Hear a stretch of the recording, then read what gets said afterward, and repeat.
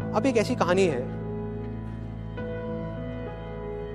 जिसका मेरी लाइफ पे ना बहुत बड़ा असर हुआ है। दो किसान होते थे एक गांव में, एक जैसा काम करते थे, दोनों मरे भगवान के पास गए। वहां गए, जा करके भगवान ने बोला कि हाँ बेटा, अब तुम्हें अब क्या बनना है, क्या चाहिए तुम्हें। तो एक किसान बहुत फ्रस्ट्रेटेड, गुस्से में भगवान से बोला कि भगवान क्या घटिया जिंदगी दी थी आपने मुझे, कुछ भी नहीं था मेरे पास में, कुछ भी। देखो मेरी आपने क्या हालत बना दी थी, पूरी जिंदगी बस उस बैल की तरह मैं काम करता रहा।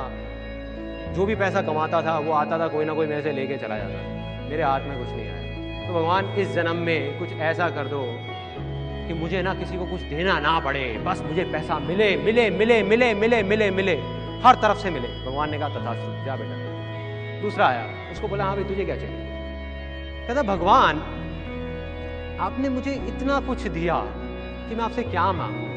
मेरे को एक अच्छा परिवार दिया था, अच्छा खासा मेरे को काम दिया था, अच्छा गांव था, खाने की कभी कोई कमी नहीं हुई, कभी मैं भूखा नहीं सोया। बस एक ही कमी रह गई मेरी जिंदगी में, मेरे दरवाजे पे ना कई बार कुछ भूखे लोग आते थे कुछ मांगने के लिए। बस कुछ ऐसा कर दो कि मेरे दरवाजे से कोई भूखा ना जाए।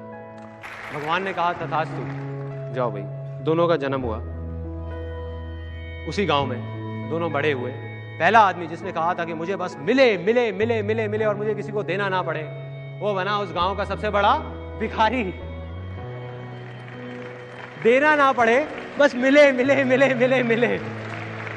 और दूसरा आदमी जिसने कहा था कि मुझे कुछ नहीं चाहिए, बस कोई भूखा ना रहे, वो बना उस गांव का सबसे अमीर आदमी, सबसे अमीर आदमी। सिंपल है, अगर आप हंसते रहना चाहते हो उसका सिर्फ एक ही तरीका है, हंसी दो।